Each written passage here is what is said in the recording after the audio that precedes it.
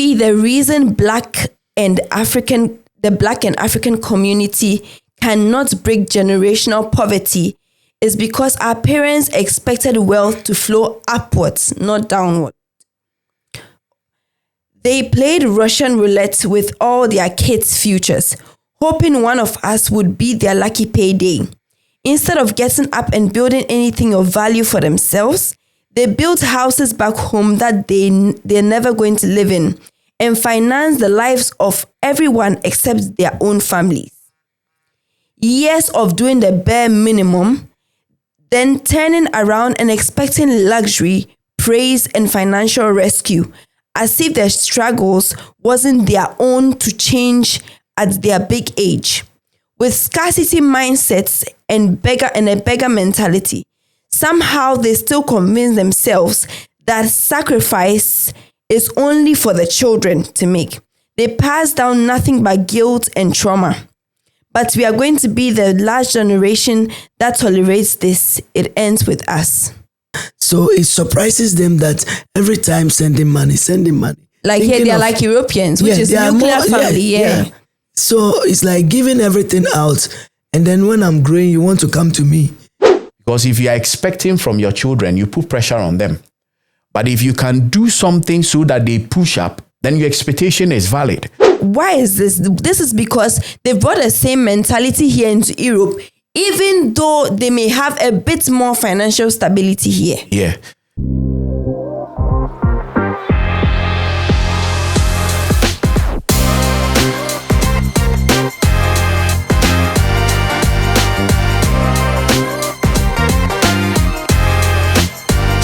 Welcome to another episode of the Diary Podcast, where we bring our tabletop conversations into the studio.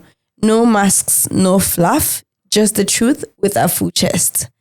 So, my name is Joan K. Yeboah, and today I have with me Samuel Intimosei and Reverend Christian Abano. Okay, great. So, how are you all doing? Yeah, good. I'm good. I'm a little bit catching the cold. Oh, it's the season for that, isn't it? Apart from that, everything is okay. So, yeah.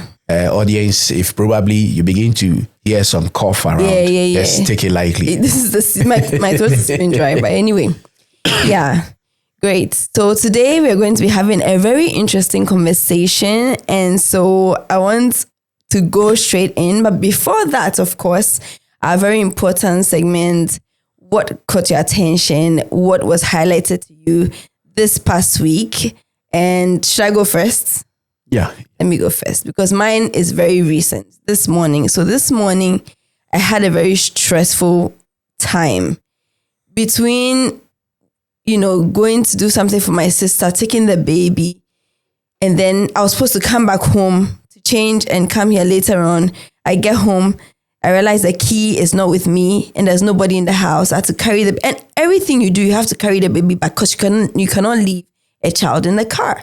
So everything you do, you have to carry the baby around. So this is how I was going up and down the stairs with the baby.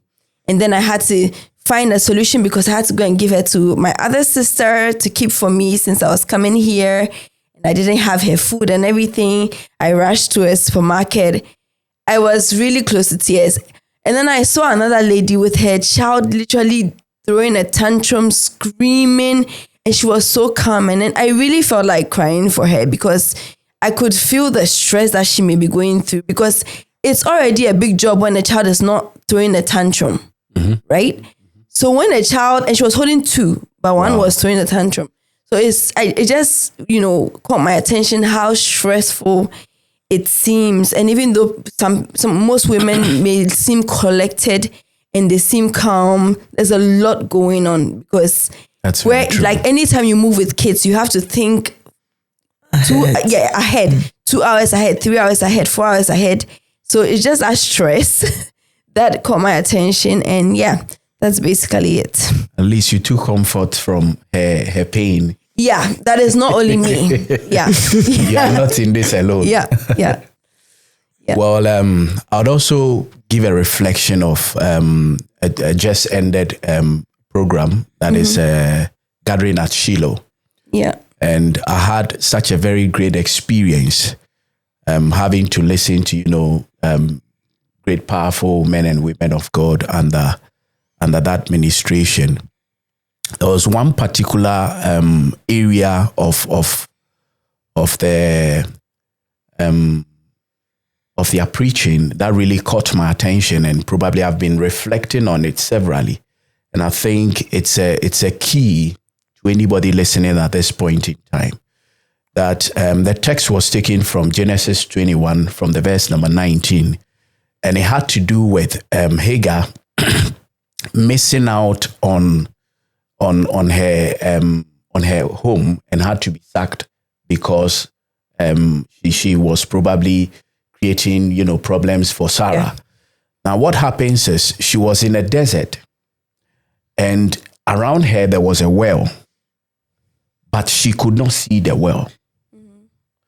It was until the Lord opened her eyes that she was able to see the well and take water from it and refresh herself together with her baby. Now, the reflection I had reflecting on this, what I took home is that no matter where you are, you really need to pray that the Lord should open your eyes. Because in the environment in which we find ourselves, there is a whole lot going on.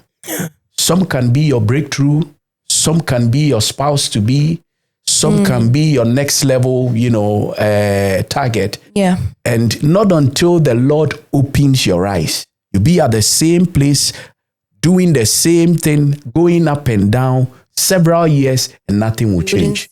And I believe that when the Lord opens your eyes, you see things. And this was what really, dawned on me throughout the whole of the week. Me too. This week, I was driving around and I saw a certain man busily doing something which is very dangerous. But the energy in which he was doing it, working. Yes, and he was not afraid, and he was doing it, pulling what kind something. Of work is that? It's like pompieri or something like that. There was an accident, and also the firefighter. Yeah, okay. And he was doing it, and the thing is very dangerous, but he doesn't care. So I just looked at him and I said, in fact, if God didn't create men, or if we don't have men around us, wahala for this world. I don't know how we end, because they are really important in certain situations. Yeah. The kind of courage that the thank kind God of for courage. men. They don't think about even whether they will be hurt or something. Mm-hmm. So it's a type of gift God has given them. Yeah. That's interesting. Kudos to our men. Yeah, but without the women, men would not be there. Well. It balances the equation. Yeah. Okay, so today is a very interesting day, as I said before. So let's dive right in. So this is how it's going to be. So today we are going to be specifically commenting on or discussing about a video that was trending online, I think more in the summer. So let's say around July, August, this video was trending and we decided to talk about it. But we needed a parent here. That's why we have our dear mommy here. And she's our mommy, so we all know her. We have that confidence. And it's probably we talking on the behalf of a lot of other young people, right? So that is what is important about it. So what we're going to be doing today is to be discussing about this video. And I'm going to first read what she said. And then from there, we kind of dissect what she said and then talk about it. So she said, maybe the reason the Black and African community cannot break generational poverty is because our parents expected wealth to flow upwards, not downward. They played Russian roulette with all their kids' futures, hoping one of us would be their lucky payday. Instead of getting up and building anything of value for themselves, they built houses back home that they're never going to live in and finance the lives of everyone except their own families. Years of doing the bare minimum, then turning around and expecting luxury, praise, and financial rescue, as if their struggles wasn't their own to change at their big age. With scarcity mindsets and a beggar mentality, somehow they still convince themselves that sacrifice is only for the children to make. They pass down nothing but guilt and trauma. But we are going to be the last generation that tolerates this. It ends with us. So this video was trending. And it's a lot, isn't it? Very much. It's a lot.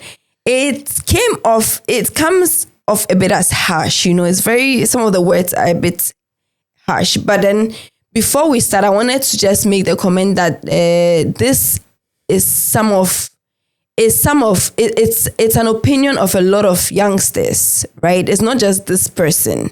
This is what people may be thinking but not saying, right? Based on a lot of experiences and all that. So this is not like a new thing. I'm sure a lot of people, when they heard it, they were like, hitting it for us. Yeah. It wouldn't come off as very, very new to them, or like, what is this person saying? And we are not here to necessarily attack the parents, our African parents. We are here to more of analyze. We're here to discuss, and we are here to see what can be changed, especially for the next generation. Yeah. Is what she's saying entirely healthy? Is it entirely right? Is it selfish on the part of the children to say this, because the parents too could see it like that. So that is what we're here to do, right? So what we're going to do is to divide it probably into sections, right? The first thing that she really said was wealth should flow upwards, not downwards. Wealth should flow upwards, not downwards. And I think this is something that most of them share as an opinion. So my question now is, why many African parents see their children as investments? Can we start from there? Because this is the main problem here. Yeah. That, that everything stems from. So why do they see their children as an investment? Who wants to go first? Mommy, do you want to answer? He can answer. I can also talk. The question for all of us. Okay, if I would jump in, I believe they consider everything around them as opportunities. That's what probably, if I'm speaking on the side of the parents, I would say, not necessarily an investment, but then if I have a tool in my hand, and I believe that this particular tool I have has the prospect of probably earning or giving me lump sums of money, there is a possibility I would take care of it well, or I would do everything possible to push it such that it will bring me the wealth I'm looking for. Mm-hmm. And this becomes something psychologically natural for every human being. Anything you think you have, which probably can generate income or can generate something for you, you tend to focus on it or take care of it and make sure you depend on it. Let's say you depend on it because you think something good is going to come out from this. For example, if a parent has a child who is very good, talented in football, you see the way they normally, hang around the notion that one day when my child goes into this particular area, you take care of me. So I think it is just a natural instinct that every human being has. And I think for this, we can spare the mothers from any kind of bashing. I believe that it's a natural human instinct. When I have anything that I think has the possibility to produce or to reproduce, I'll definitely put my focus on it and then try to see to it that it raised to that level that I'm expecting it to be. Yeah, but I believe that their point, in this case, it's not just the fact that you see something in me and you want to harness it and let it come out, but rather the last part of the sentence, that they will come and take care of you. Yeah. That is the part that makes the wealth flow upward and not downward. Oh, okay. Okay. Yeah. The fact that that expectation is what I think is giving pressure to the youngsters of today. It's a mindset problem. And I believe it will have something to do with the slavery our forefathers probably experienced.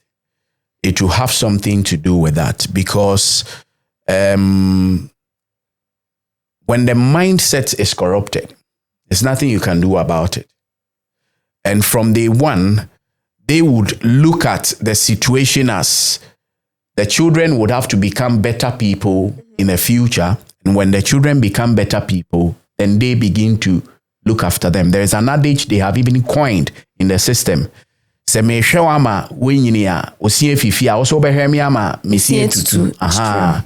is that adage that has been kept in the system. Yeah.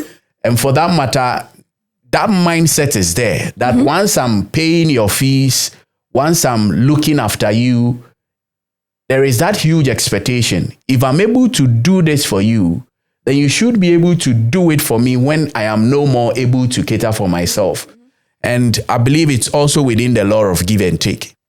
Yeah. If I do for you, you do for me. Yeah. And I think one way or the other, they might not be wrong, but I think the mindset would have to be polished a little bit. We have to move from that particular colonialism mindset, which I believe most of the old folks are still holding on to. And they believe that once I give birth to you, whether I take care of you or I don't take care of you, it is your responsibility to do or to take care of me when I'm old. Yeah. Sometimes people have this mindset, and if it doesn't go the way they're expecting, when expectation actually hits back on them, it becomes a problem. Yeah.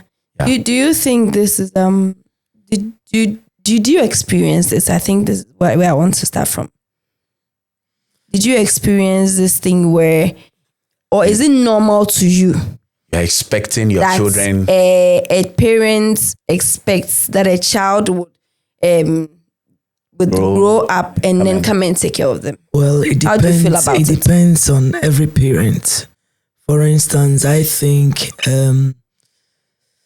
sometimes it's ignorance, sometimes it's mindset, sometimes it depends. Or maybe peer pressure. People are doing it, or people are talking about that. So the parents also feels, okay, it's like a norm. You know, people are doing it, so me too. My children have to grow and come and take care of me. So you don't think it's normal? It's not a normal thing. It's not a normal thing that a child will take care of a parent? No, it's normal for a child. If you think you want to give, it's normal that you give. Like I always or used to tell my children, I'm not waiting for you people. I want you to have your life and do your things well. But I want to also have my life and continue my life and do my things. This is a different mindset. You see, I used to tell them, never think I'm waiting for you. I also want to go forward to a certain level that I can take care of myself well. Wow. You see, and it's like when I say that, it's like, everybody is saying the other way and you are saying this. But that is me. I want to have myself and do my things. Yeah. You see, because most of the parents took care of their parents. So the thing has tend to be like a baton. Mm-hmm. You see? You took care of your parent, didn't you? Not taking care of them with... Did you feel the pressure to take care of your parents? Did you feel like pressurized? Did you feel like almost like a bother? No, I didn't feel like a bother. So tell us how it was at your time. Not in the form of maybe financial or anything, but I feel it's just normal to give my mother something or my father something. Tomorrow he's no more. You see, I felt it like that if I'm able to give my father something, for him to remember me with that little thing, it's okay. Mm-hmm. So I feel I was very proud when I'm doing something for them. Did you feel pressure from them, or did they give you any form of pressure or something like that? No, not really. Even if my father wants something, I don't see it. He will tell you just, I want to do this, I want to do this. He doesn't give you direct command. Okay. But he just discusses it with you. Mm. So if you can help him No, you just voluntarily come out and you help him. Okay. Like when I was in Ghana, I was able to open a farm for him, animal farm, because I saw he had interest in it. So I just started helping him.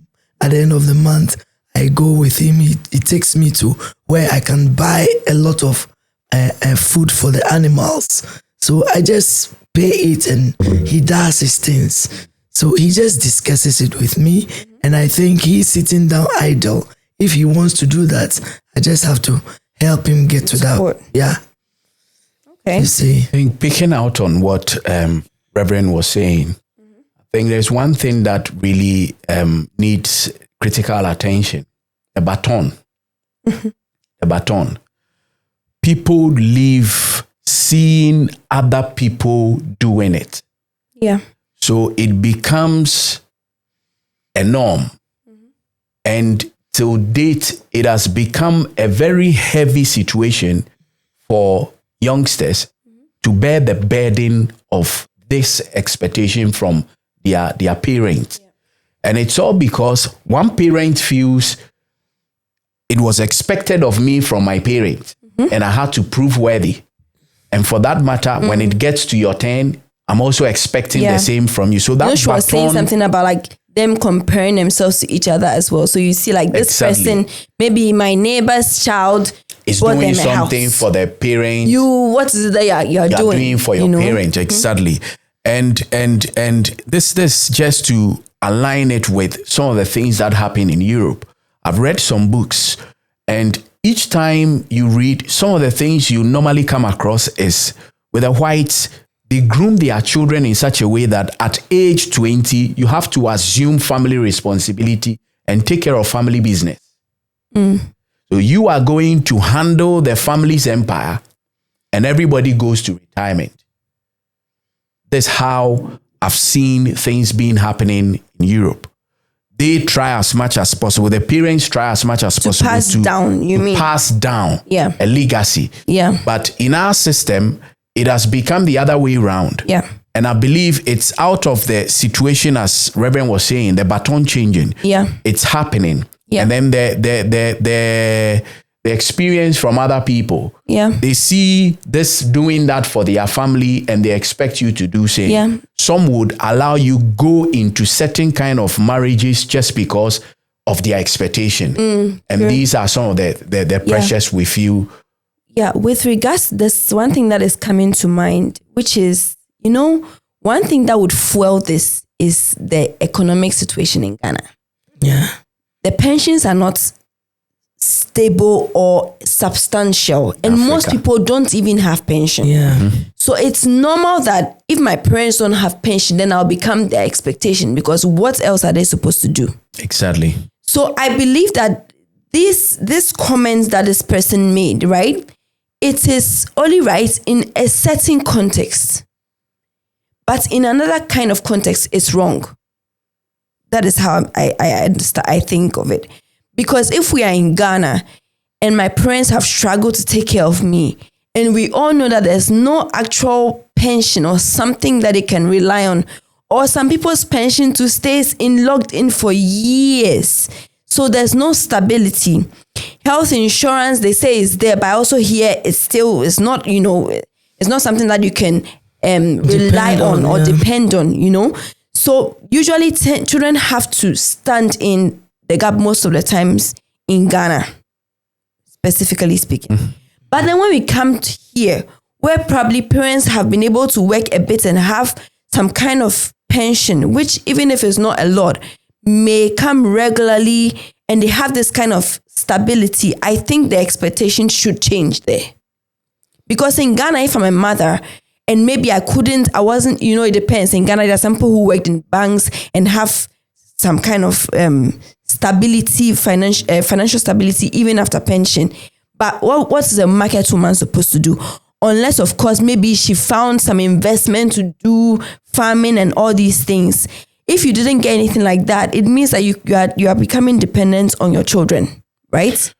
Let's be very cautious. So there's a difference. We don't imprint in the heads of people in Ghana to to have this expectation? No. I'm just saying. I'm just trying to differentiate because I believe the circumstances are not the same. Sometimes these same people from Ghana, when they even move into Europe, expectation is that's even worse. That's what I'm saying. That this context she was is talking here, about and this is more of children in the Europe. diaspora. Exactly. And this is why is this? This is because they brought the same mentality here into Europe, even though they may have a bit more financial stability here. Yeah.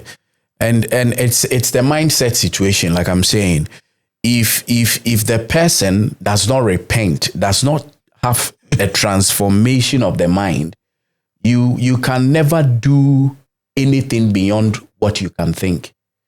If I can think of me as a poor person, that's the only thing I would live for. I'll be living from one, paycheck to one paycheck, or probably be begging from other people, because that's the mindset I have with me. Yeah. Not until I break away from that mindset, that becomes a problem. In Ghana, we normally fix things to the system.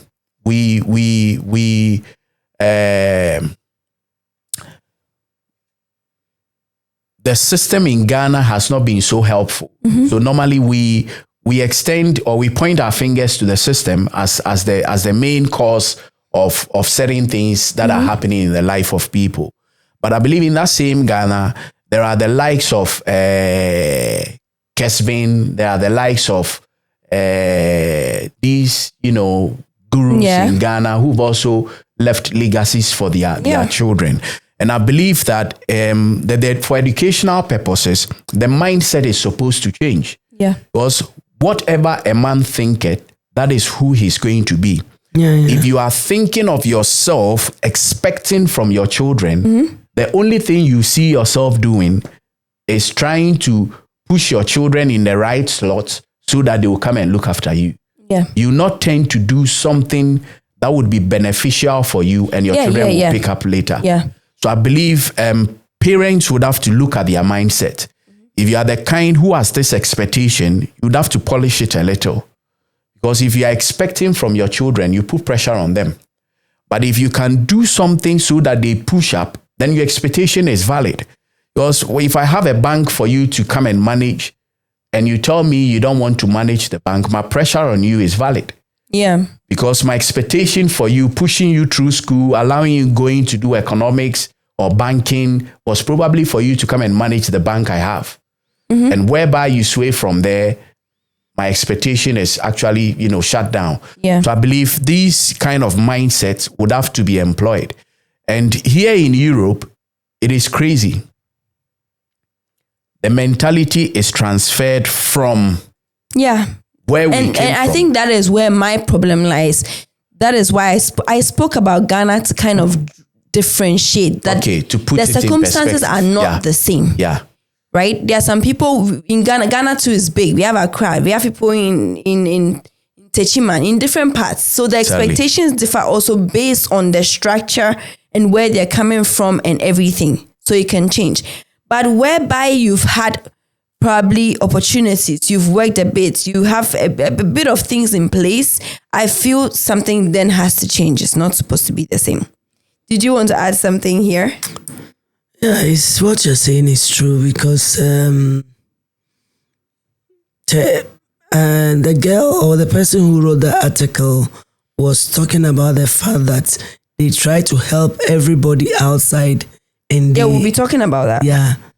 It means maybe they give in Ghana, they give maybe their parents, they give, and the children see. You're talking about those here. Those here. The children see it and they suffer it. You see, why would they suffer? You ask themselves, because they are born here. I always say the children born in Europe or the diaspora, diaspora, they are more or less 80% not like we born in Africa, trained in Africa. I think there's a shift in There's a shift here. The way they see things is different from us. So it surprises them that every time sending money. Like here, they are like Europeans, which is nuclear family. Yeah. So it's like giving everything out. And then when I'm growing, you want to come to me. it's not normal for them. It doesn't make sense. It Also doesn't make because- sense for them. I mean, since Because their mentality, their Yeah. mentality is different. yeah, That's since what the parents don't realize. Yeah, probably most of them No, don't they see don't it realize like that. No, they see it like their children. I'm a Ghanaian, and they're also Ghanaians. And no, Yeah, you see, the mentality is different. yeah. And also when you're growing up here, you see your peers. Yeah. You see what their parents do for them, and you're like,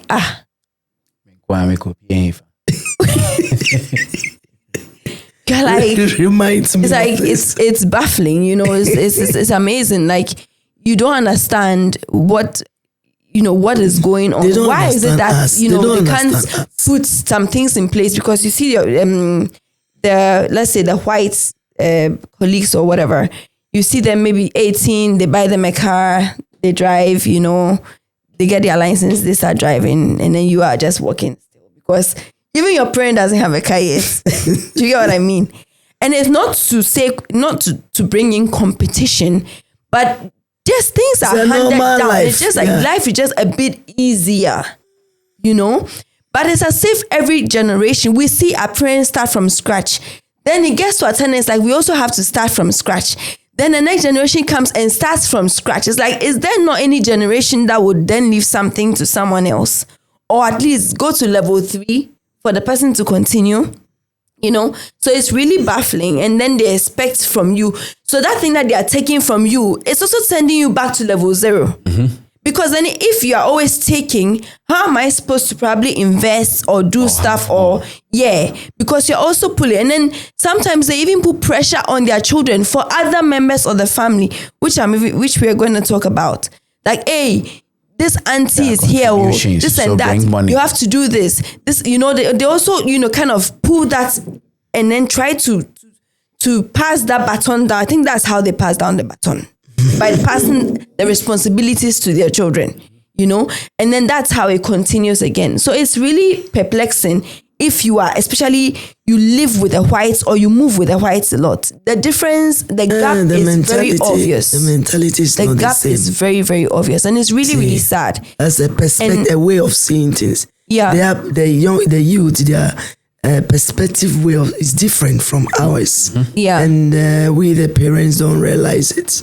Do you not see it at all? Many of them don't see it, and some They don't see it at all. Some see, they don't care. I struggled.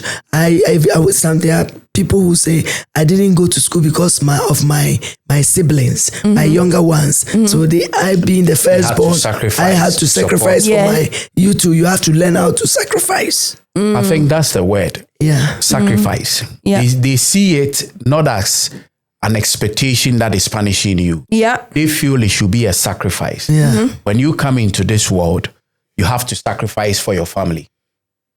So no matter how the situation is, family first, sacrifice. Yeah. Even if you have to leave your paycheck for the family to survive, that's what you have to do. Yeah. Some people would make you, quit schooling and start working because the family needs the finance to support the home. And it all boils down to you sacrificing the urge to continue going to school, to start working so that the family would increase in their revenue or whatever comes home. And I think it's one way or the other, a mindset situation.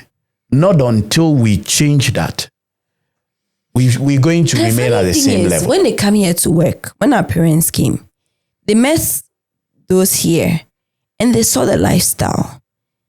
And it's as if, I don't know that they didn't integrate.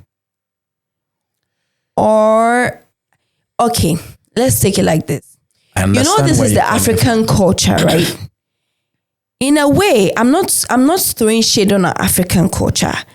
I love the family aspect of our African culture. I love the fact that your grandparents can live with you and you take care of your grandparents. I don't like the idea of sending my grandma to a home for her to wait till she dies there. That is me. I love the way the family is oriented in the African culture. However, we are just addressing the negative aspects of this. that there's a positive aspect and a negative aspect of the family mentality, built within the African culture. The negative part is what we are talking about now, right? The part that you come here, you see the way the place is, but you refuse to change because in my culture, this is how it's done, right? And then you pass it on to the children and put the same pressure on your children, not understanding that you sacrifice, but you have the opportunity to probably end that thing there so that your children can have a bit more liberty, even while instilling into them the family mentality or the family, let's say the African family culture. So you can still tell them or show them or teach them the importance of culture, but not passing down that negative aspect of the culture.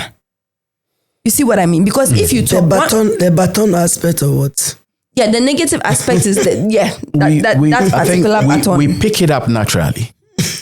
I'm telling you this. I grew seeing my mom as the pillar of the family, let me say. Mm-hmm. So she's the sacrifice for the family. Whatever the family has to do, she has to play the major role.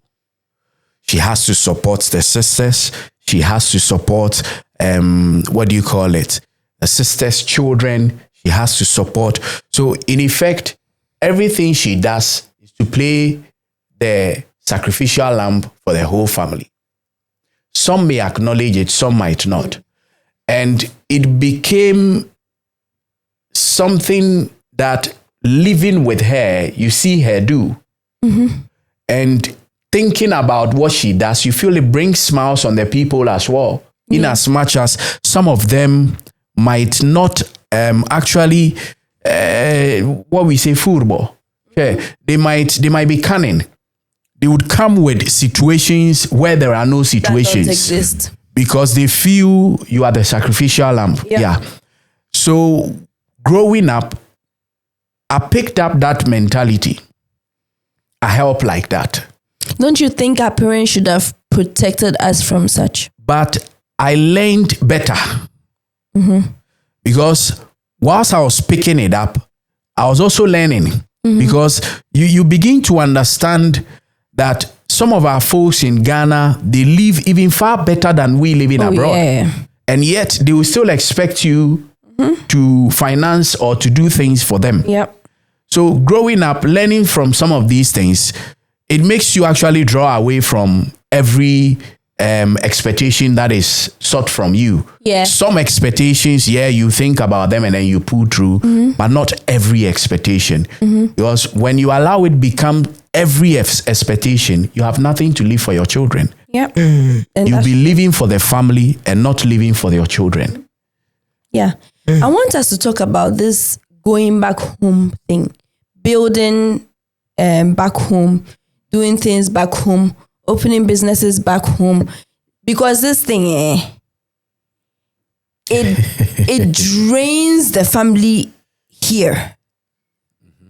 It drains your nuclear family, and then you fuel somewhere else. And the worst part of it is the buildings. I saw in Nigeria, the Igbos, they have in their culture, they really go and build big mansions. And if you see a village full of mansions that nobody is living in, big houses. And it's like, and I know that a lot of money goes into these buildings, maybe like thousands, like $150,000 or something, money that could have been invested over the years. And this is how Europeans and people, other people who know better become billionaires by investing that same money. So my question is, this going back home, is this important? Is it necessary? I remember having a conversation like this too with my husband, because whilst I grew up here, he grew up, there and came. So it's a bit different too. And he has more family there.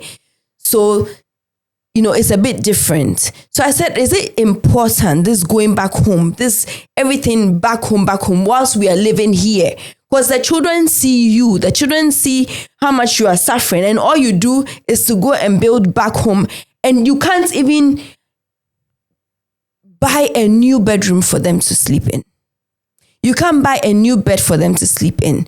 Of course, I'm not referring to everybody because I know that a lot of parents are able to do that, but then they still do other projects. But I'm just saying, some people don't even buy their children a new set of bedroom furniture or a new set of, you know the feeling of when your parent buy you a new bed or something like that. I mean, you feel good as a child. Yeah. And it's like everything is, all you hear is back home, back home.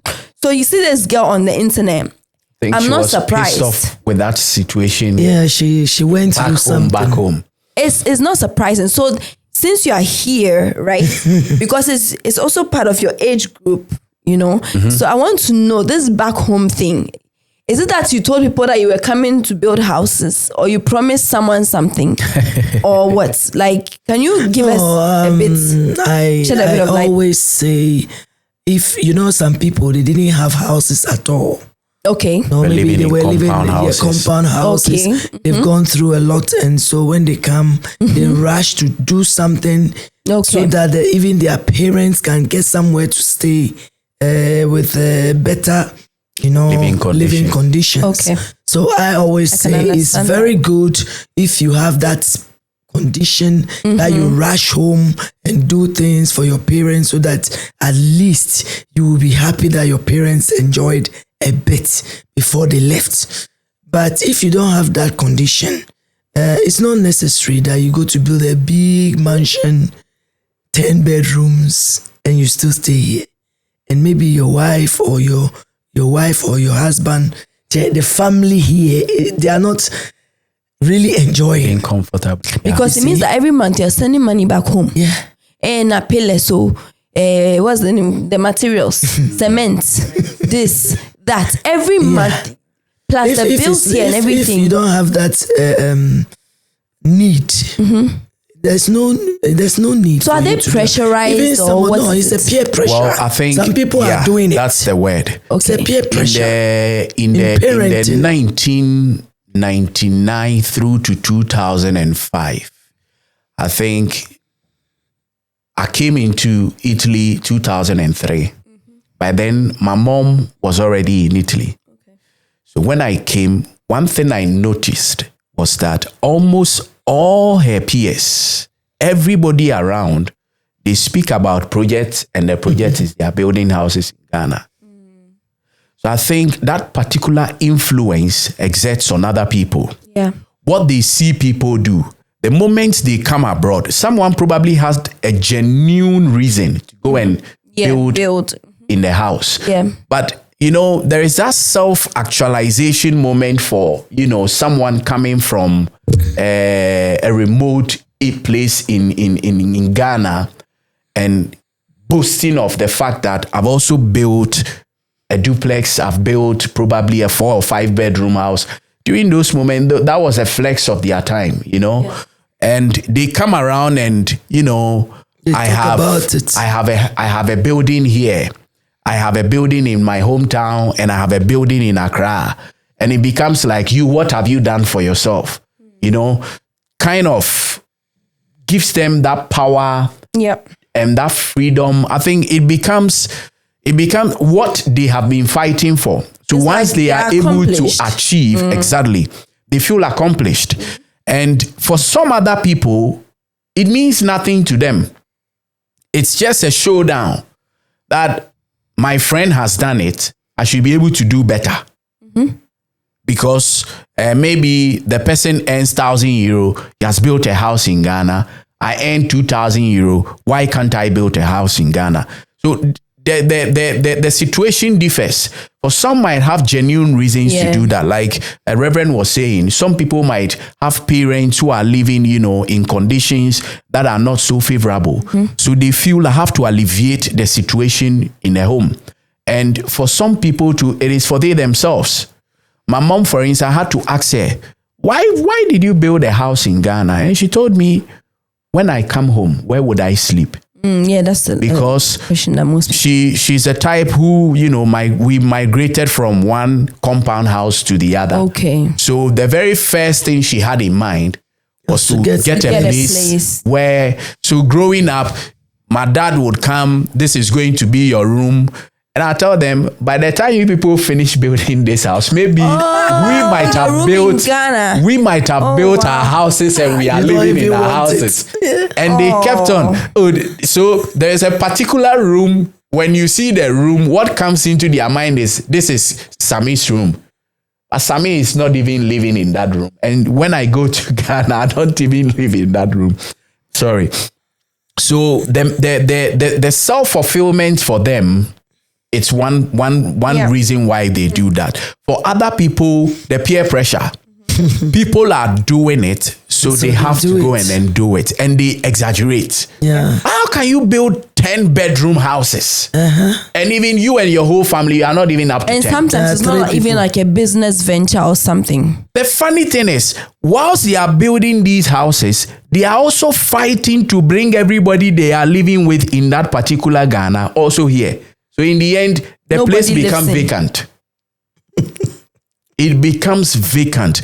And I think it is a misplaced priority, frankly. For some who feel the need to migrate or change the living conditions, I'll give them the plus for that. But for the peer pressure, for the I don't know what to do kind of people, there's something I came to learn living in this in naturally.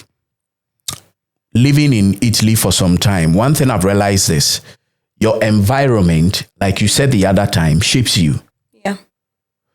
And when you get to a particular place, within a season and a time, there is something that everybody is doing. In our neighborhood, there came a time everybody had to go and pick their children. So once you come here, you'll be filing to go and bring your family. Oh, okay. So bringing your family becomes your fulfillment. Then container business. Everybody wants to ship some baller goods to Ghana. So it also becomes the order of the day. Everybody begins to, it means you are if you are not doing some, you are not, the talk of town. Yeah. Exactly. Yeah. Then we are building houses in our country.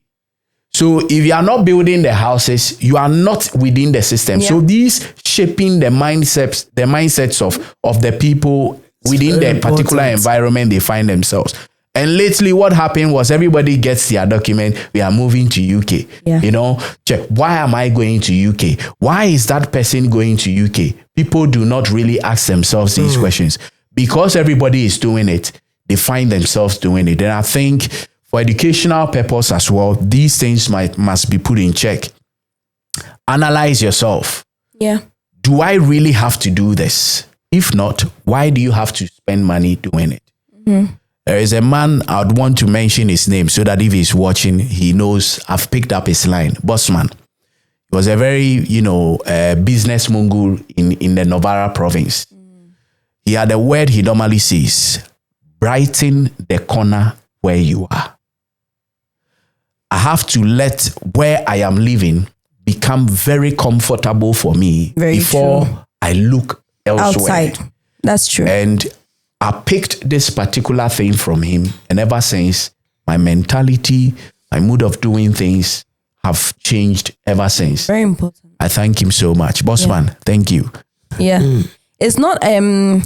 we do respect the jobs or the container businesses and everything that they were doing. Some not to play down them, no. Sense, but others too. It's with the peer pressure situation. Some people too, exactly. We're pressurized and then we're just like, let's do it. And I know that it takes a lot of money sometimes. And I don't know if everyone is able to get all their money back. Some are profitable, some too are not too profitable. So that is why you are saying analyze things, not just go because everybody is going. Because your children need you. And this is very important. Your children need your presence. Yeah, and every single Saturday, out and about. That reminds me of a family man who works from Monday to Friday, Saturday, as you are saying, out looking for whatever they would take to Ghana. And there was a time I went to Ghana and I was walking around some areas. I used to walk a lot. Yeah. And so I was driving through some, areas, you see. You can mention it, or you don't want to mention the place. Atomic area like that, you see. Then I jumped in this man. I saw a shop that he's inside selling his TV and things. I said, really? August, where is your family? That you need to be with your family on holidays. Now you are trying to push these televisions. So you are there to collect money again. Mm-hmm. You see, it's not worth it. Because why should you leave the family? Yeah, it's not. Why should you leave your children? Yeah. Come and sit behind television and sell it. Mm-hmm. You see, those to gather all those things. They are growing. Yeah. By the time you wake up from this business, they wouldn't need your presence anymore. They wouldn't need you to be there with them on Saturdays. They don't have time for you. This is the main problem. And I'm going to look in the camera. Your children need you now, today. Your children don't need you in 10 years' time to live in the house you've built in 10 years' time. They need you, even if you're living in a small house now, they want you in that small house now. I'm not saying don't open a business or do something, but you must be aware of the people around you. Your children need you. Yeah. Especially here in the diaspora. Of course, they need you wherever you are, but here they need you most because they compare their families to the other families here. You know the reason why I was surprised? Because in August, most of the children they go to school they go on holidays. They go on holiday with their parents. So in September, they'll come and say, hey, where did you go to on holiday? I remember my kid sister would always have to fabricate some story for the for their school. Of course, you're not putting pressure on parents that if you don't have. But you see, it's at least you carry them, you go to Milan.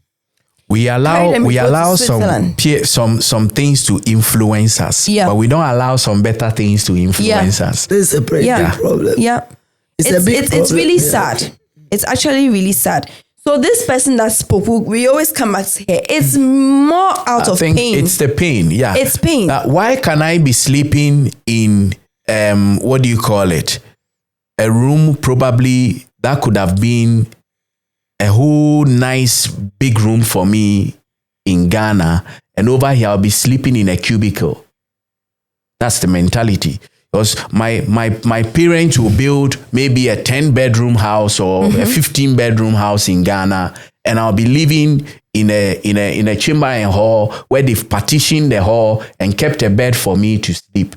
Why should I live in a place like that? Yeah. That would be the mindset of such a person. They take me to Ghana and I live in a big room. And when I go to Ghana, 3 weeks, 2 weeks, in 1 10 week, years, I'll have a very big room and I'll be living 7 to 8 years over here in just a cubicle. Mm-hmm. So Bossman's statements really count. Yeah. Right in the corner where you are. Yeah. It's very, very important. Okay. Now we are doing, as I said, we are doing segment by segment with what she said, right? Mm-hmm. So now let's come to the third thing, which is she said doing the bare minimum, then expecting praise and luxury. She said doing the bare minimum and expecting. So one of the questions here is, how many parents worked hard but not strategically, which is one of the things we are talking about. Because it's really stressful, this container business and other businesses that some of our parents ventured into, because it took a lot of their time, a lot of their money, but was it strategic enough? You see? But, to open this, I would say that it's not always their fault. Sometimes it's ignorance. Sometimes they don't know what the best business ventures are. Yeah. That is why you said analyze, maybe talk to other people outside, because you see, one of the things is that we have to try and be exposed. If you stay in one place and you listen to the same people, and let's say you are a bit more enlightened, you think you are the best. But you see, unless you go to a conference, and that's, I love to go to conferences for this. When you go to conferences, different kinds of conferences, you meet people and they make you feel like you are an ant. And brighter, yeah. I see it. You meet people and you leave the place feeling like you've not done anything in life. Exactly. And this challenges you and opens your mind to the possibilities that are around you. Because if you don't have anything, or financial literacy or something, you must be curious too. I think I wouldn't blame them entirely, but then as we are talking now to also educate, because mind you, some people are still making the same mistakes today, and they are not even 50 years old. That's very There are true. young people making the same mistakes today. You have to be exposed. You have to ask questions. If you don't know, if you cannot travel, you cannot go for conference. Listen to podcasts. Listen to even on YouTube. There are Ghanaian programs now with Ghanaians who talk about different businesses and things, so that you start listening to things and just open your mind on some things. You see, so that you do strategic things. You see, because even businessmen, they talk about family, they talk about this, they talk about, if you listen to the true businessmen who are family oriented with the good values, they'll tell you that their family is priority. Yeah. They tell you, yes, sometimes they sacrifice, but they'll tell you the family is priority. You see, so I think this is very, very important too. You were saying, Pastor Sam? Yeah, I just wanted to chip in the situation of the environment. You know, the environment sometimes beats many people. I remember there was a time I stepped foot for the first time in Brescia. And I met young guys like myself who had companies registered to them. And people who were working for themselves. And that was the very first time I think I came to the notion that anybody could open a business, set up a business here in Italy. You know, when I got into the system, the environment where I actually landed, I felt so many things. Even if you want to try something, they cripple you. Oh, this one you cannot do it. Oh, hey, this thing it cannot be done. They don't do this over here. Oh. Yeah. So it always brings down on you, bring you down. If you are setting up, they tell you it's not possible. But then the very first time I stepped foot in Brescia, I met 2-3 young guys, and they were sponsoring a particular program I was going to be the master of ceremony MC, over. yeah. And I was like, wow, are you the one sponsoring this program? I said, yeah. Well, what do you do? I have a clothing line here in Italy. Yeah, I have fashion shows where, whites wear my clothes and they exhibit them. And I'm like, wow, am I in a different part of Italy, or what is happening? Is it far from us? So it began, recycling me that all the things that the people in the neighborhood have been, clamping down on, it's not possible. Yeah. It's really possible. Yeah. So why are they not doing it? That's the situation. Yeah. They feel in Europe, we work with hearsays. True. Instead of finding the information for ourselves. It's very important. So once I've made the plan to set up, I should have went to the right channels to look for the information. But mistakenly, Charlie, me pese me idea we yo. Hey, idea we grow we we don't do this here. Then it shuts you down. So getting the right channels to ask questions, it's very important. I remember when my wife came and she wanted to go study, the hearsays in the system was, it's expensive to go to the university. Which is absolutely not true. It is very cheap. It's so cheap in It Italy. it was so cheap that I felt I was going to pay for her schooling, only for me to realize they were even paying her at some point in time. And I was like, wow. So what are these people saying? Why are people not taking the opportunities that are here? Yeah. Why are people not? And it all boils down to wrong information. Yep. Here says, Mate say, yes, obi enya ne passport or go UK. So, hey, me try my passport. Me fight say me nya my passport. Have the passport. The next move is I'm going to UK. Why did that person made it a point to go to UK? Why do I want to go to UK? They don't ask. Yep. And then you go to UK and things begin to hit hard on you, and you're like, hey, Calibos. So that's somebody wanted to go to UK, and I went to meet the person. I said, why do you want to go to UK? Oh, when I get to UK, I can eat kinky. Really? Wow. We are going to UK to eat kinky. Nice. It's a nice thing. Can't you do kinky in your house? If only kinky. Yeah. You see, this is the problems that most of the parents have self-imposed on themselves, and they cannot help the children. See why? Because friends are doing it, people they know are doing it, so they also have to do it, not considering the children, not taking time to know the problems of the children, asking them, what do you want me to do for you? Am I going right? Sometimes you have to sit them down and ask them, am I going right? Or what do you think? You see, it's not normal with African parents. Yeah. See, I remember in those days, I sit my children down and I asked them.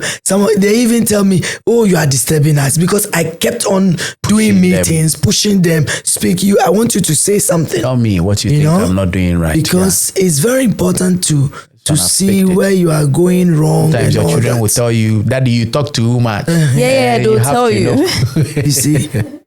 It's like children hiding in the rooms, and all of a sudden they grow up, and then you expect to go and pluck, get a lot of money. I think this is where the girl said, doing the bare minimum, then expecting praise and luxury. That expecting praise and luxury, that's what she means. Because the fact that I brought you from Ghana to this place, I need the praise. The fact that I paid some connection man, see, they think that's it all. Or the fact that I brought you to the world in the first place. And we applaud them for all of these things. Of course, they are appreciated, they are loved. However, we think they could do more. They could do more. So we also throw in a challenge to our parents. They should do better. Yeah. They should do more. Yeah. Because you wouldn't be surprised, some young people have also started the same trend. That's what I was saying. That's why it's important. We don't have to think, their generation is that time is past, so let's not talk about it. No. The baton changes. Yeah, people doing the same thing. They don't realize it. No, they don't realize it. Because you see, the same mentality is, I'm struggling to do something for my family. Does your family need it? And people sleep in cold here. Then they send the money to Ghana. And when they go to Ghana, they transform. No, they do. And I can't even tell you how much issues come out of that. Because let me just put this here. We are going a bit off key or outside. I digress a little. That they'll sleep here in cold, go to Ghana, spend the money, marry a woman in Ghana and bring her to the cold. And you expect the marriage to work. Yeah, the next how 2 is weeks, it going to the lady would leave you. Yeah. So most of the divorces that happen here is because, what they see in Ghana is not the full reflection. The application is not of what the person is living here. Yeah. December is coming. December to remember, people would be going to Ghana. Most of the time, the person might have worked maybe a month, taking the month's wage or maybe 2 months' wage, and goes down to blow it all in just a particular month. Yeah. But when you see him there, you think, fresh. Everything he's doing is coming from him. But the moment you come in here, you realize the same. Things are not the same. Yeah. And it becomes, a battle. Yeah. So I think, people in Ghana should also be very much aware of the situation. The life people portray whenever they come to Europe and when they come to Ghana might not be the same life they live when they are in Europe. Yeah. Some people, before they go, they have to buy new clothes, but they might be living here and be wearing, they will never buy clothes or change their clothes. They would only buy clothes when they are going to Ghana. Yeah. They'll buy new phones, they'll buy new everything. Why? Because everybody in Ghana is supposed to see them and know that,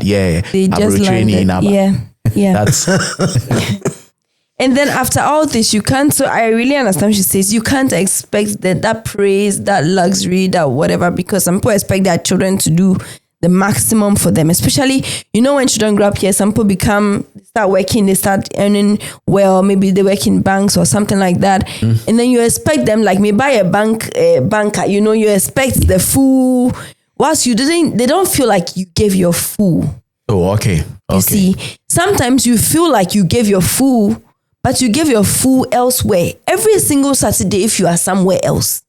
Saturday is when the children are in the house. You can't take the praise. And you decide that every Saturday is when you will not be there. Exactly. How do you expect them to bond with you And how do you expect them to even, you are creating then a more of an European setting. You are helping them in the European setting because you will end up in a home because you've not created that positive side of the African family, the togetherness there. I don't know. It's as if when we come here, we integrate and we take the bad things. We don't take the good things. It's very troubling. We take, here you can work. So the money, the insurance, we take those sides. And the way they but the things the that money, they do, the way that they makes live their life, because you see, here their life is not as exciting as in Ghana where we live outside and whatever. But they have things that they use to balance life. Yeah. Because they know that they're August there. They are going on holiday. No matter how much they stay indoors during the winter, in August they are going. You've adapted to their working system. But the August that one there, you didn't integrate. You didn't take that one. We would go to Ghana. You adapted a different system, you see. So it's like we pick what we want, what makes us comfortable. We leave the rest and we do some nyama mix and match, which do not help the children. If you want loving children and you are training them here or you're raising them here, you have to wire your mind to adapt to the system very well. As she said, your children are not total Ghanaians. Yeah. So when you're planning your year, you plan it and you plan it around them very well. Yeah, it's very important. Right? Yeah. I remember one year, my mother, who is actually the woman sitting opposite me, which I didn't mention before, she said, this year, if you finish your school without debit, because in Italy, if you finish school and you don't pass one subject, they make you write the exam in September. Oh, okay. Right? So it's a debit or it's a debt. Then you have to pass in September. Okay. So she said, if you pass all your subjects and you don't get even one, you go on holiday to London. So it was sort of motivation. Of course. That year, there was no debt. Wow. There was no debt. But before that year, you were having we went to Rome and went to London that year. Oh, wow. Thank you, it's just to say that people have to learn to adapt a bit to the system, you see. But I don't want to take all the words out of her mouth because she's the main person that we want to hear from. Do you have anything else to add to it before we move to the next one? Well, as parents, they have to know that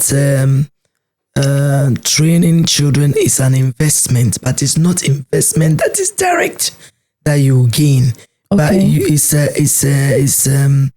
it's your pride that your children were with you and they went to school and you gave them joy, And when you do that, they will automatically look for you. You don't need to ask them. Yeah, true. That's what the girl is saying in that article. That they give a little and they ask for luxury, Yeah. Because you are pulling them by force and they are running away. Mm-hmm. But if you are able to give them time, you are able to, even if the child is not doing well at school, you give this challenge. I've bought your ticket. You are going to Australia next year. Who won't learn? Mm-hmm. If you finish the school, you are going to, not that because you are a millionaire or something, but you have to know that you are there for your child. You are there for your child. Your child is not there for you. You are there for your child. And you make sure you are pushing your child forward. Mm-hmm. This is the mentality, I think. I think even as for me as a mother, I think you have to be there for your child. Not you expecting your I'm child there for my child. So it means that you have to do whatever it takes for your child's interest. If you invest in your child and your child climbs well, you don't need to call your child. Your child will always come back to you. Because he remembers, especially when he gets a family and he sees how family raising is difficult and he remembers, this is what my father, my mother was doing for me. Yeah. It's not easy, natural. Collecting it to be natural. Yeah. There's nobody who has had time like all these ladies who play lawn tennis. Their father invested in them. Oh, the Serenams. And so they will not forget their father. Definitely. They will not forget their father. They will always think of their father. They always want to even go and ask for advice because they know their father was there. It comes naturally. It's a natural thing. It's a natural thing. Yeah. Yeah. I remember there was a day my husband called his mother. He was like, "You've done so well. I don't know how you did it.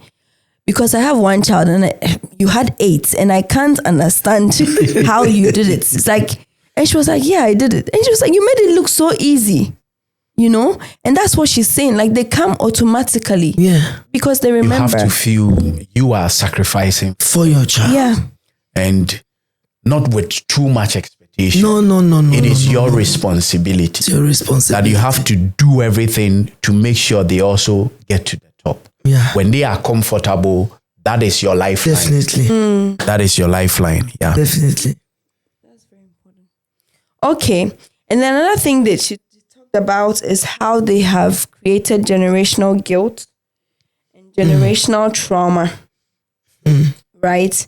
Aside all these things, they've created generational guilt and trauma, which and then she mentioned emotional blackmail, right? And then being called disrespectful when you prioritize yourself. Maybe you say, "Oh, I know someone who decided, was it last summer or this summer, that she wanted to go on holiday. She's working, or she's doing something like stage, right? Yeah. So she decides, "Oh, this summer, since I did stage, I want to go on holiday." And then the parent says, "You're a very selfish person. Like, have you seen me going on holiday, maybe to Greece?" So why is that you just started work and then you are going on holiday, you see? And then that's when they're talking about it's a guilt, right? So so it's like you cannot do some things. It's like, just and we too, the person grew up here. The person saw everybody going on holiday. For them, it's a lifestyle. It's normal. For them, going to Toscana is not luxury. It's a lifestyle. It's normal life. You see, because if I went from January to December, it's normal that I'll take out 1,500 or 2,000 for holiday. You see, so what do we have to say about that? Like, how do we solve this particular problem? And we'll talk about 2 things. How do we stop this whole passing down this feeling of guilt? Yeah. And then also, how do the children manage such an issue where my parents think that I am prioritizing myself or I'm being selfish? I'm not thinking about those in Ghana suffering or those in anywhere else suffering. This is what Jesus Christ told the people, that the poor will be there always. In that moment, they polish his feet with this alabaster, and some people were, "Hey, this thing is too much expensive. It's too much." And he said, "The poor will be always there for you." Okay, I always say that the more you take care of yourself, the better it is for many people. You see, like if you are a parent and you break and you take your children on holidays, it's better because the more you can give to other people. When your children see you giving to other people, they don't actually care. Why? Because they know you have given them something. You see, but if there's no break, going on giving to people, hey, Akwesi, hey, every day you are on phone, hey, Akwesi, meanwhile, those in front of you, they'll be hiding in a room. Whether they eat well, whether they wear nice clothes, whether they go on holidays. So it's like what the girl is saying, you give a lot to the world, but little in the family. So most of the parents have to break and reassess what they are doing. Are they doing good things to the children? Are they really paying attention to them? Because it's very important. One thing I've known from my infancy is that children don't forget. Children don't forget. Because there are people, when I grew up, they turn themselves and ask me, "Do you know me?" I say, "Yes, I know you." Can you tell us someone? I know you from my infancy. Okay. Where you turn your back to me. You see? And it is written in my head, it's not gone. Why? Because I needed that person in that moment. And the person didn't attend to me. So I never forgot. let's talk about that, because they are also family. And let's say if that person later on in life, now that you're an adult, was dying of something and they called you, right? Because they can call you to say, support this person, do this, do that, you know? Oh, if I have, I'll give. Of course, them. but I'm just trying to talk about the same guilt, because then people will make you feel guilty. Yeah. They can say, the person is sick and is suffering. You didn't come and give anything. That guilt shouldn't be at the detriment of not at my expense. Yeah. And there's one term I just want to use for this. We must set ourselves free. Why are you going on holidays whilst you are being told to bring money so that we go and pay someone's school fees? Yeah. What is the parents of that person doing in Ghana? You understand?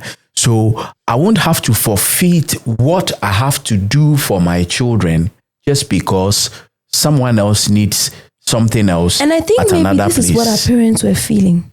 And that is exactly what they try to make you feel. That's the guilt they try to push on to us.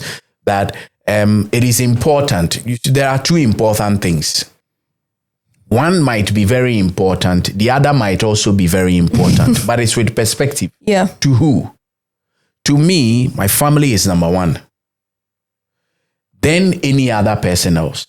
So when you ask me for help and I tell you, hold on, that means I want to settle my family first. When I'm done with that, then I'll move on to yours. Yeah. I don't expect you to play the guilt card for me because, and one thing I want many of our brethren watching us probably who might be in situations where they are expecting from, family people in Europe is that you must bear in mind that in as much as you think they should have the money, they should also have the same thought process for you. Because if you think I should have it and produce for you, why can't you produce for yourself? Mm-hmm. Yeah. If it is so easy for me to do for you, it should be easy for you to do for yourself. So they should, at times cut the Europeans some slack.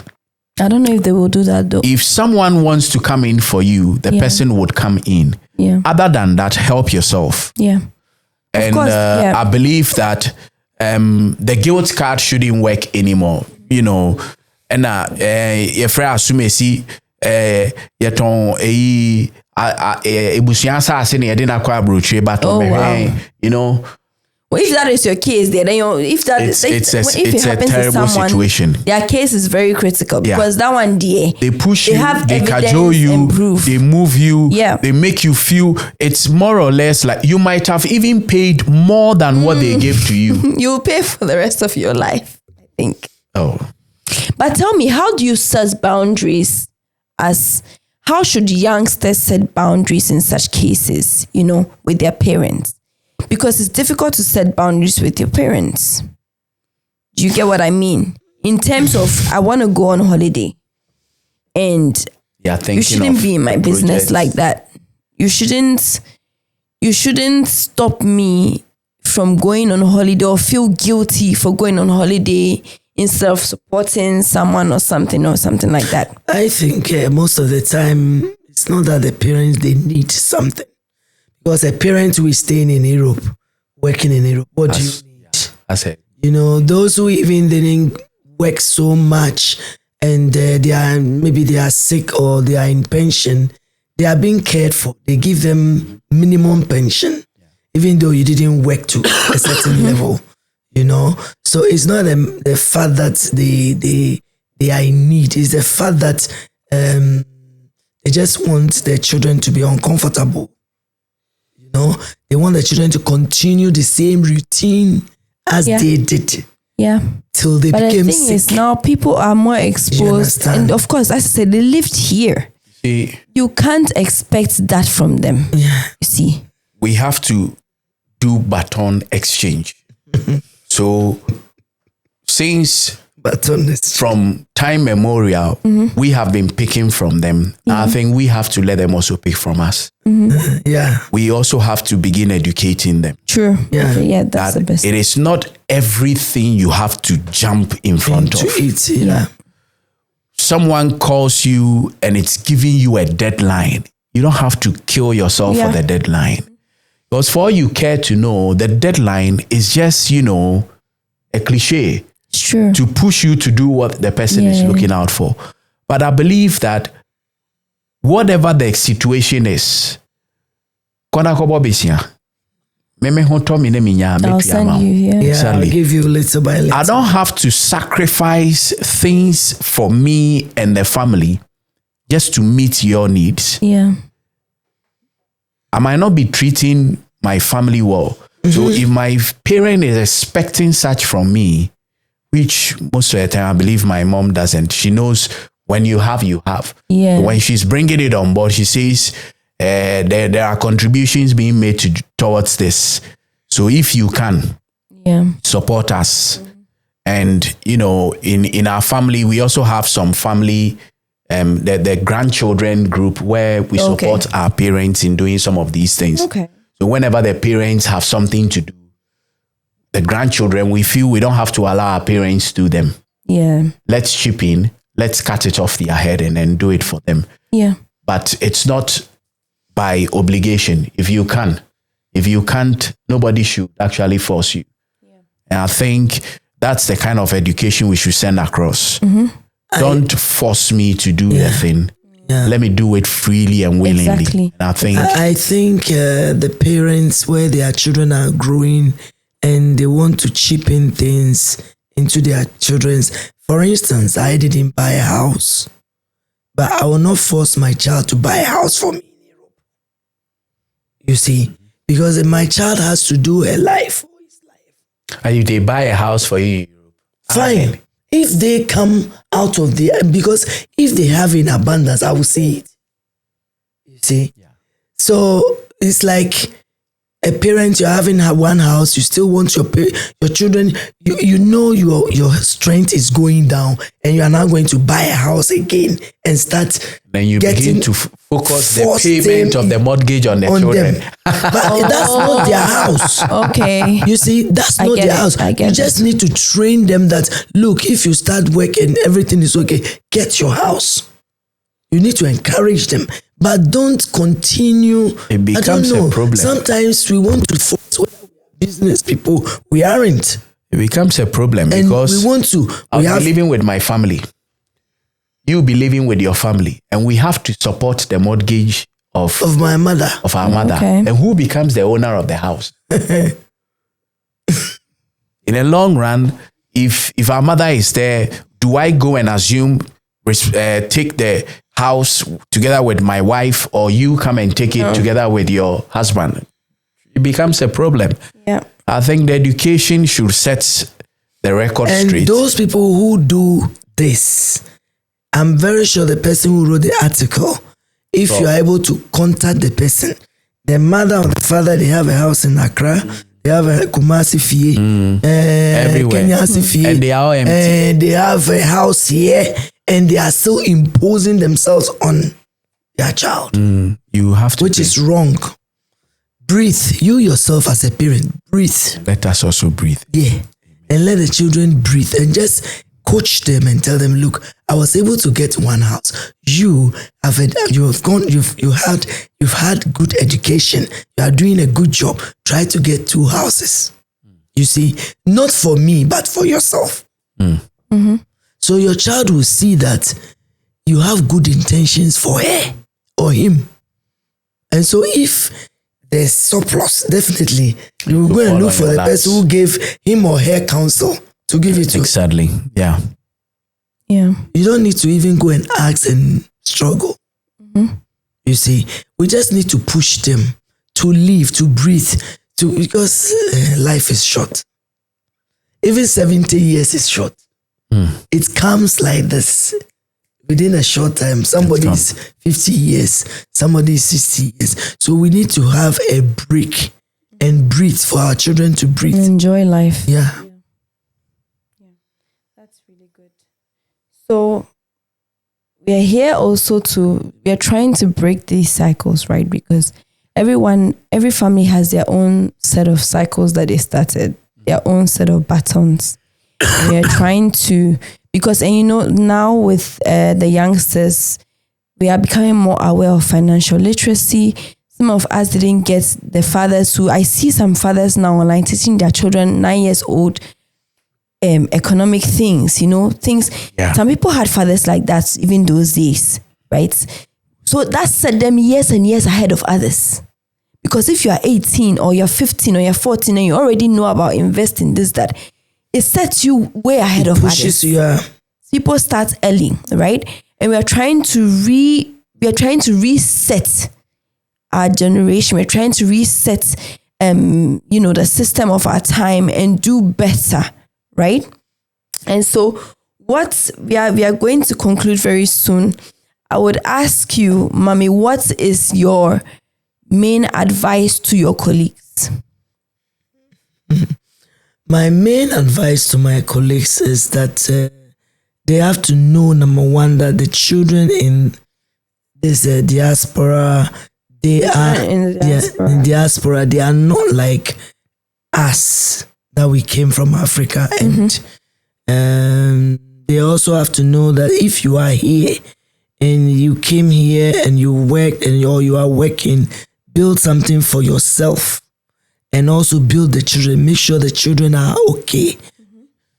Sometimes you need to ask them what they want, what they haven't gotten that they wish they can have, and promise them. You can even take 2 years to prepare for tickets for holidays, Just come into agreement with them and they will understand you.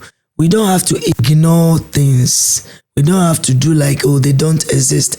Things like that doesn't exist. It's not important. Many of the parents think the way we went through, the children have to go through like that. It's not like that, because there is a tree proverb that says, "Any and when your time." We didn't see it. I mean, we were in a place where it doesn't exist, so we don't even want it. It wasn't too common. Yeah. But they are in it. I mean, it's not rich people who go on holidays. Here in Europe. Yeah, everybody. It's a normal thing. You see, so they see it as, my mother could have done it, but she didn't do it. Or my father is not so big for him that he can't do it. You couldn't do it. Besides, they hear how much money you're sending and you're doing things with. Yeah. They do know that. Sometimes when they hide in their rooms, they listen to you. Yeah. One of my daughters will jump out of the bed and come and say, "Did I hear you? Who are you talking to?" You see, because they are listening to us from far. You see, and you continue doing transactions, and nothing comes back. Most of the money goes; it doesn't come back. So you need to have a break. If your children are young, you are not like the one who has written the article. The one who wrote the article is already grown. Yeah, because by now he's above 18 and he's doing his or her life. Yeah. That's why she's writing this. But you that your children are young, please don't enter into the same category as the parents who did that. Yeah. You see, who did those mistakes which they shouldn't do because they didn't reflect on themselves and they didn't look at what they are doing. I mean, you have to every time look at yourself. My mother, who was not educated, I mean, we talk of it, those days, they go to class 1 to 6 or P6 or whatsoever, it's finished. This form. Knows that every year, January, she has to sit down with a child to do what? Re-talk it over. What do you need? Why are you not doing this? Every January. What about... your mom used to do that with you every January. Every January. She sits me down and asks me, why are you not doing this? Why are you not going to church? What is your reason that you don't go to church anymore? You see, when you are going to school, take care of yourself. She does it every January. New Year. You see. So you too, you see even the whites do it. Why don't you learn these things and you still want to live in Europe like you are in your village? And I always say, even you will go back to Africa and find those in the village more elite than you. Why? Because your mentality, old mentality, you have not changed. And people are changing. People are changing. People are changing. And so we need to also force ourselves to change. Sometimes I sit down and I ask myself, my father who was in Africa, how did he know that a nuclear family is very important? He used to give us food. Everybody has his plate. Everybody has his cup. Everybody's, treating us like we are in Europe, because he looked at some people. He was working with Syrians and this. So he studied some things and he adapted it and he was using it. Yeah. You see, but we are not only here as parents to look for money and spread money and chase the air. We have to also come down and study people's life and pick good things and do it to our children, so that our children too will grow up and see that if I was able to give to in a year 2 holidays, you have to give 3. Good. You see? Why? Because they will grow and see that it was very important and good to us. So we also have to do it to our children. To our children, yeah. So that this cyclic because one thing we have to know as parents is that blessing doesn't come from you rushing and trampling your family. Blessings come from having time with your family. That's where the blessings start. Because the children, they pray for us. Most of the blessings God brings into our life because of our children. You were traveling to Europe because of your child. Now you got to Europe and now you are thinking of them and not thinking of your children. So psychologically, we need to build our children well so that this cycle of poverty will stop. That's really, really good. Yeah. I would want to add something to what Mommy said. I think one advice I think I can also relay to our parents is that they must be dynamic. They must not stay with the mindset they had years ago. The world is changing, so they must also change. If previously people would have to sacrifice for everybody, I believe now everybody has to sacrifice for themselves. So there is that necessity for them to move from the old mindset into the new mindset. If everybody is doing something, you have to ask yourself the questions. Why am I doing it? You're saying everybody should go on holidays. You ask yourself the question, why are you going on holidays? Because if you go on the holidays blindly, you've not achieved the purpose, or you've not achieved what actually it entails within the holiday. There should be a reason. I want my children to learn this. I want them to go here. I want them to see this. Some point you make the mistake of taking them, like just sending them, because you say you want holiday. Okay, go. I give you money, go. I think I once know a lady, and she makes mention of this. It's a practice I felt she really loved. Is every Saturday, the father would carry her to a bar. They sit on a cappuccino, and what they do is to talk about her. My daughter, how are things? How is school? Yeah. How are you faring? It's lovely. Every Saturday. So it became a time she was so fond of. And she was always anticipating, hey, this Saturday should come early. I have an appointment with daddy.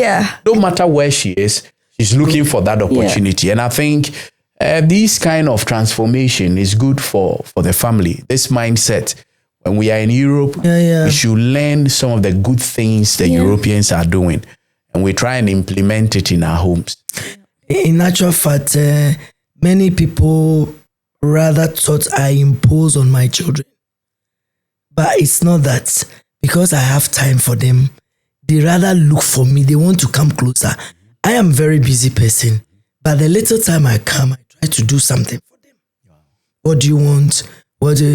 Come here, let's talk. Oh, no, I'm not ready to talk. Oh, no, then okay, tomorrow morning we will talk. I'll make sure the following morning we talk about some things, you see. Because even though I'm a running person, I break to talk. I want to understand my children. I want them to understand me. I want them to know life. So if you don't talk to your child, how does your child know life?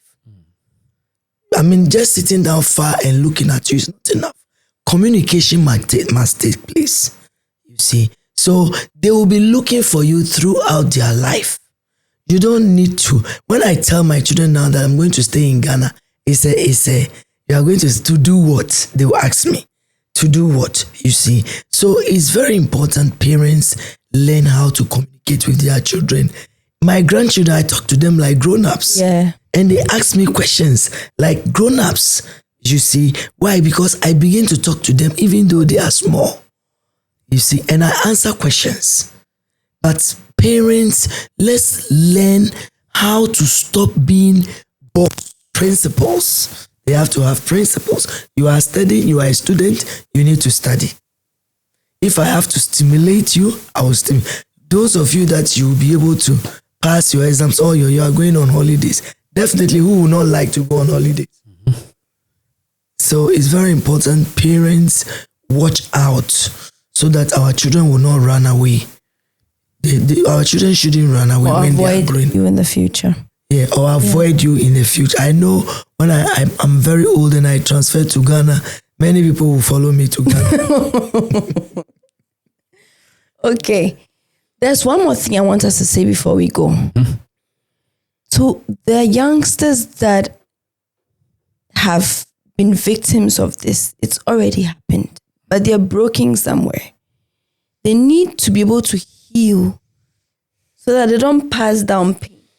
Yeah. Because sometimes you focus on the sins and the things of your parents, you end up becoming like them. Yeah. In a different way, in a polished way, in a more elite way, in an educated way, but you also become like them. Mm-hmm. Maybe your father was going to the factory, let me say, right? And wasn't having time for you even in the weekend. You will go to the bank and not have time for them in the weekend.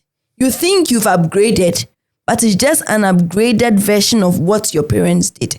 So how do we break the cycle entirely? Because breaking the cycle is not just saying, my parent did this to me, I have to break the cycle. They were this, they were that. No. You may actually become like them. So how do we cut it off in a way that is sustainable and it helps us and actually helps us become positive? Okay, can I just chip in with two things? One, the number one thing is forgive your parents. Learn how to forgive and reorganize yourself. Some of them need education in a nice way, not shouting at them. Sit them down. You can invite the parents and say, come, we want to go and drink coffee or come to my house. Even you can prepare some money. I know when you prepare money, they will come. I want to give you some money. How much? I want to give you some money. You come. He will come or she will come. When she comes, you sit her down. You ask her, how many times have you had time with me the way I'm talking to you? Like this. How many times? She'll be looking at your face. Yes, you need to be educated on these things. It's not every time money, money, money. I also need you. You see, you start educating. But before that, you need to forgive. You need to forgive. And also, it's not bad to give. But the way they are demanding it, that's what is causing the problem. The way they are aggressive, that's what is causing the problem. But you can find a way. When you forgive them, you tell them, look, I've prepared something for you. Come and take. Then you put the person in the car, drive around, prepare. You say, let's go and eat. Some of them, they will even say they won't go and eat. Because they just need money to work. I don't the money, not the experience. But find a way to talk to them. Find a way. You just give the parents something and use that opportunity to talk to them. Mm-hmm. That what you did to me by not sitting home, every time running, every time sending money. Do you know it affected me? You see, I've forgiven you. You take this, but go and think about it. Some of them, they don't care. But at least if you forgive the parent, God himself will help you. See, you yourself, you'll be healed. Once you forgive them, you also get healed. Because you don't have to carry pain along. It can destroy you. Yeah. I would also say, first of all, you'd have to acknowledge your state. Because if you do not acknowledge that you are bitter, you become like the palm nut, fruit. When it falls down, it picks a whole lot of leaves.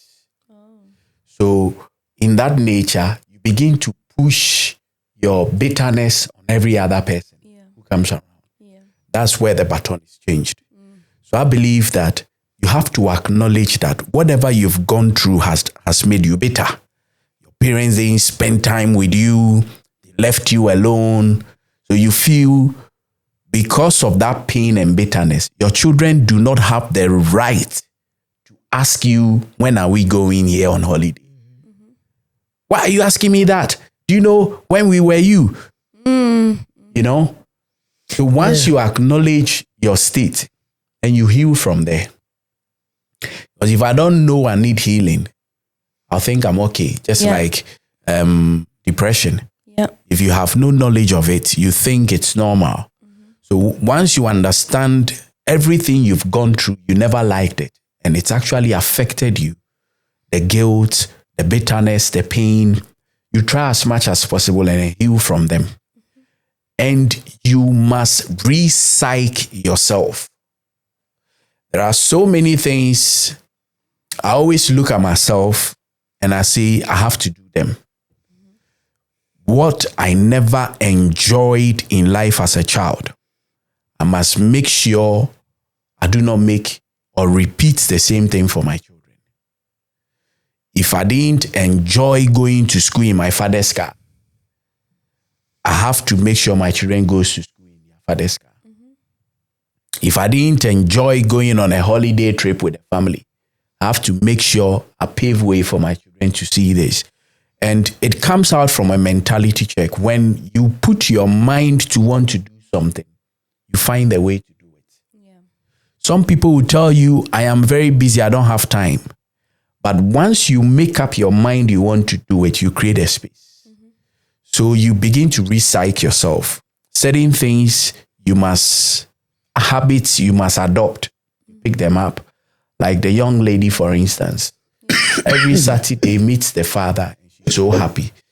And I think with this, I have to start trying. I'm waiting for Alexia to grow a little bit where she can drink coffee or cappuccino. At the moment, start taking her for fruit juice. At the moment, but fruit juice, I think we've done it sometimes. When we used to go for one of Janelle's appointments, it was a very nice occasion for me with the children, where I found out that before we went for the appointment, we'll pass by a bar. I get my coffee, my cappuccino. We take pictures. So most of the family pictures I have with them, it's mostly from such areas. And I think I never had such time with my family. And I think I understand my parents, and I don't hold them to at any point, in grief. Or I just feel I must do something different for my children. And I think it's the mentality. We must recycle ourselves. Whatever you think would make your children feel happy, bring them in. And we must lastly set our expectation of them to zero. So that you are not disappointed. You think you might be sending her to school so that she would come and tutu. Obana wanya ehona ubebru ni nua ebe curse na ebe kekansem. You be telling her all nasty curses and other things. Why? Because you had your expectations so full. I'm doing it because it is my responsibility. When you come back, praise the Lord. When you don't, I know I have done what was rightfully what I was responsible to do rightfully. So you do it expecting nothing. Yeah. And most of the time, some of these deeds we do expecting nothing comes back with mega blessings. Yeah. And I think that's the last thing I have to share as a remedy to some of our parents watching us. Yeah. So if you are here, you have to understand, you recite yourself, you understand to acknowledge your state, whether you are bitter, whether you are angry, and heal from them and learn to change. Recite yourself to do things your parents never did for you. Yeah. And never expect anything from the things you are doing for your children. Yeah.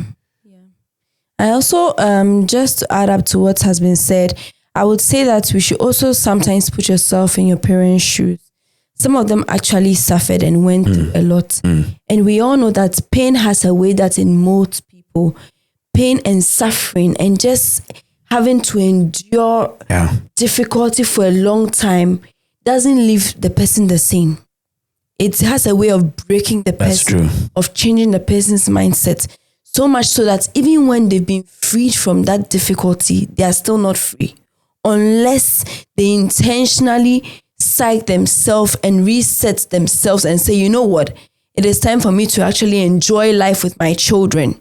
You know, if not, some people stay in that pain and difficulty, even when they are free. Right? So sometimes we should show compassion towards our parents. I'm not saying that everybody is doing right, but sometimes try and show compassion towards them. And then I would say that you should also try to spend time with them, as he's saying now. It is very, very important. I remember some birthdays ago, I can't say this. I mean, this is where we get raw and real, right?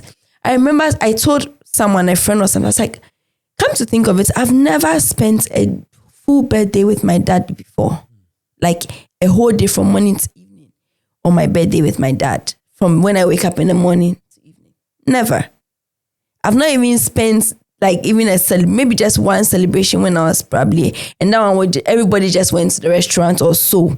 But even that one, I'm thinking, I've never really, you know, when the dad will come buy you flowers, cut a cake, I've never had that with my dad before. And as she said, children, remember, it stays with you throughout your life. So please, and whatever you sow, you will reap it, right? Whatever you sow. You cannot sow some kind of things in your child and then expect that in the future they forget about it. It doesn't happen like that. They will remember. So if you hear this and you have the opportunity, do it right. Let's try to do it right. The young parents, let's do it right this time. We have everything. We have the information. Knowledge has abound. So if we make mistakes, then it means that at this point, we've gotten out of hand. Because now there's a lot of information. So if you still make sure that you still intend and you still make sure that you get it wrong, then it means that there's something deeply wrong. It's not just surface level. So please, let's try and do it right. And of course, let's go of every pain. Let go of anything that has happened in the past. And also, even if you are not in a tight relationship with your parents or whatever it is, try to honor them where you can, because it's still important. Honor them where you can. Do your best as a child, because you still remain their child in a way. Just do your best and then leave the rest to God. And I know that the fruit of your hands will also multiply, and God will bless what you are doing, and God will give you good children who will love you, right? As she was saying, because then it comes naturally. Children that will love you and would always want to be with you, even no matter how old you are or whatever it is. And I think that is a blessing on its own. Okay. Anything else to add before we leave? Yeah? Okay. I know that we've learned so much. I'm sure even from the oldest, the youngest, we've learned so much here in the studio. And I know that you cannot watch this video and remain the same. You would definitely pick something from it. We weren't here to attack or anything like that. It is out of love. And as I said, we are learning too. Please remember to share this video to your loved ones. Do not wait for people to repeat the same mistakes when they can easily learn. remember to share. You can also share your experiences in the comment section. You can also send us a message of anything. If you want us to also discuss about something in particular that stems out of this, you can also let us know. Subscribe to on our social media handles, which will be put on the screen. And that's about it. Thank you so much for listening, for supporting, and see you in the next episode. Bye. Bye.